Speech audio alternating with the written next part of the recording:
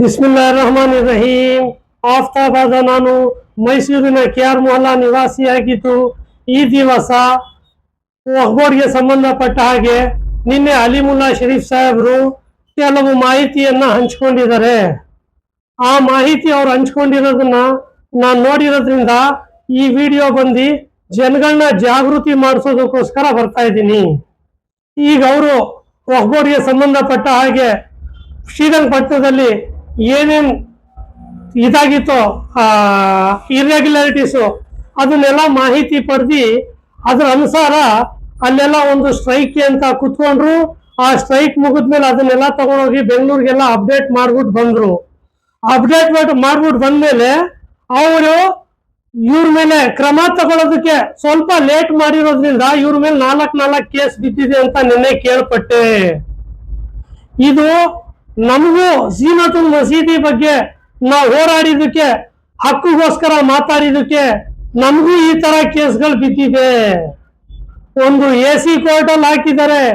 ಇನ್ನೊಂದು ಕೇಸ್ ಯಾವ ತರ ಹಾಕಿದ್ದಾರೆ ಅಂದ್ರೆ ಕೇಳಿದ್ರೆ ನಿಮ್ಗೆಲ್ಲ ದಿಗ್ಭ್ರಮೆ ಆಗುತ್ತೆ.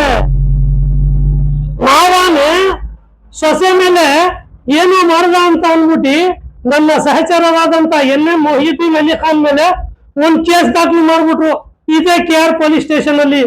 ಆ ಕೇಸಲ್ಲಿ ಸತ್ಯಾಸತ್ಯತೆ ಆ ತರದ್ ಏನು ನಡೆದಿಲ್ಲ ಅಂತ ಕೋರ್ಟ್ ಜಡ್ಜ್ಮೆಂಟ್ ಕೊಟ್ಟೈತೆ. ಅಲಿಮುಲ್ಲಾ ಶರೀಫ್ ಸಾಹೇಬ್ರೆ, ನಿಮ್ಗೂ ನಿಮ್ ಕೇಸಲ್ಲಿ ಇದೇ ತರ ಜಯ ಆಗುತ್ತೆ ಅಂತ ನಾನು ಅನ್ಕೊಂಡಿದ್ದೀನಿ.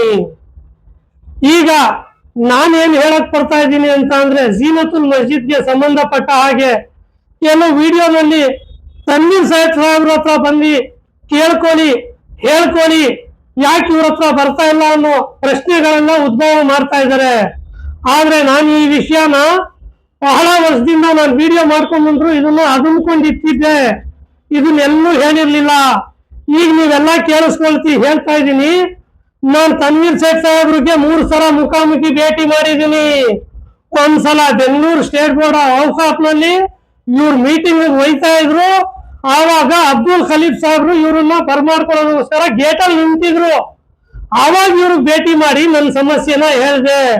ಮೈಸೂರಲ್ಲಿ ನಾನೇ ಇರ್ತೀನಿ, ಬಂದು ಕೇಳ್ಕೊಂಡ್ರಯ್ಯ ಅಂದ್ಬಿಟ್ಟು ಹೇಳಿ ಕಳ್ಸಿದ್ರು. ಅದಾದ್ಮೇಲೆ 2 ಸಲ ಇವ್ರ ಮನೆಗೆ ನಾನು ಭೇಟಿ ಮಾಡಿದೆ.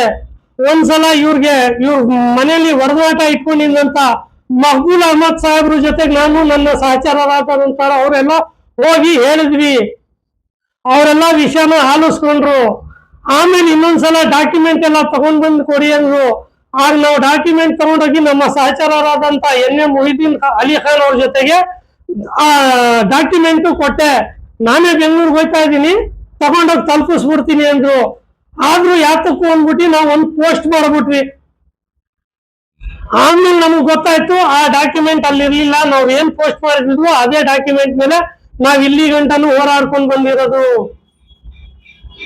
ಇದೆಲ್ಲ ನಮ್ಮ ಶಾಸಕರು ಮಾರಿ ಹೇಳ್ಬಾರ್ದು ಅಂತಾನೆ ನಾನು ಇಷ್ಟು ದಿನಾನು ಮುಚ್ಚುಮರೆ ಮಾಡ್ಕೊಂಡು ಹೋದೆ. ಇವ್ರು ಶಾಸಕರಾಗಿದ್ದಾರೆ, ಇನ್ನೂ 4-5 ಸಲ ಶಾಸಕರಾಗಿರ್ಲಿ, ಸಂಸದರಾಗ್ಲಿ, ಅದು ಬೇರೆ ವಿಚಾರ, ಇವ್ರು ರಾಜಕೀಯ ವಿಷಯ. ಆದ್ರೆ ವಕ್ಫ್ ಬೋರ್ಡ್ ಮ್ಯಾಟರ್ ಅಲ್ಲಿ ಇವರು ನಮ್ಮನ್ನ ಸಹಕಾರ ಮಾಡಿಲ್ಲ. ಇದು 100% ಸತ್ಯ.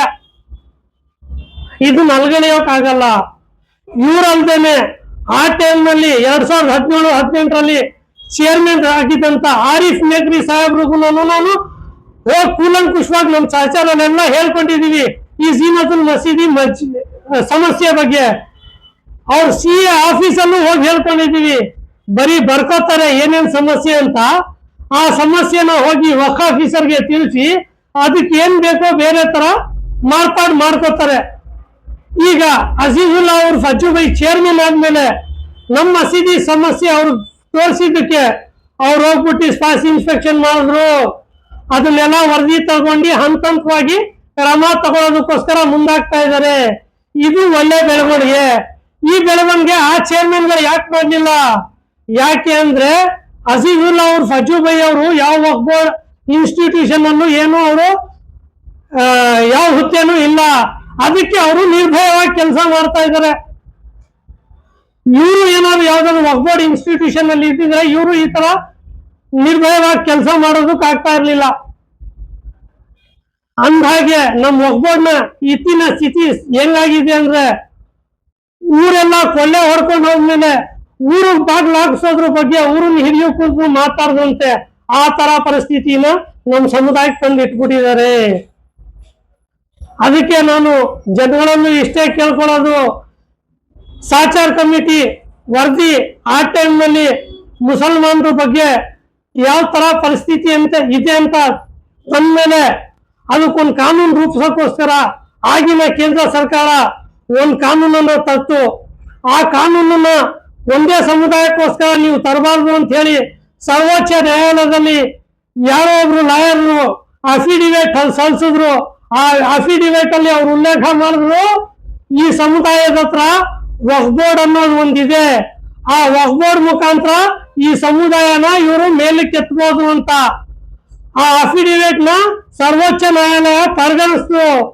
ಅವರು ಗೊತ್ತಿದ್ದ ವಿಷಯ ಇಷ್ಟು ವರ್ಷ ಈ ವಕ್ಫ್ ಬೋರ್ಡ್ ನಡೆಸಿದವ್ರು ಯಾಕೆ ಗೊತ್ತಾಗ್ಲಿಲ್ಲ? ಇಲ್ಲೇನು ಬಿಜೆಪಿ ಅವರು RSS ಅವ್ರು ಬಂದ್ಬಿಟ್ಟು ವಕ್ಫ್ ಬೋರ್ಡ್ ನಡೆಸಿದ್ರ? ಇಷ್ಟು ವರ್ಷ ನಡೆಸಿದ್ಯಲ್ಲ ನಮ್ಮವರೇ ತಾನೆ. ಅವ್ರ ಮೇಲೆ ಈ ಬ್ಯಾಂಡ್ ಎತ್ತುತ್ತಾ ಇದೀವಿ ಅಂದ್ಬಿಟ್ಟು ಬೇರೆ ತರ ಹೇಳಿದ್ರೆ ಒಪ್ಕೊಳಕ್ಕಾಗುತ್ತಾ? ನೀವು ಮಾಡಿರೋ ತಪ್ಪನ ನೀವು ಒಪ್ಕೋಬೇಕು. ನಮ್ಮ ಸಮುದಾಯಕ್ಕೆ, ನಮ್ಮ ಸಮುದಾಯದಿಂದಾನೆ ತೊಂದರೆ ಆಗಿರೋದು, ನಮ್ಮ ಸಮುದಾಯದಿಂದಾನೆ ನಮ್ಮ ಮನೆಗೆ ನಮ್ ಬೆಂಕಿ ಬಿದ್ದಿರೋದು. ಇಷ್ಟು ಹೇಳ್ತಾ ನನ್ನ ಮಾತನ್ನು ನಾನು ಮುಗಿಸ್ತೀನಿ. ಜೈ ಹಿಂದ್, ಜೈ ಕರ್ನಾಟಕ. ಅಸ್ಸಲಾಮು ಅಲೈಕುಂ ರಹಮತುಲ್ಲಾಹಿ ವಬರಕಾತುಹು.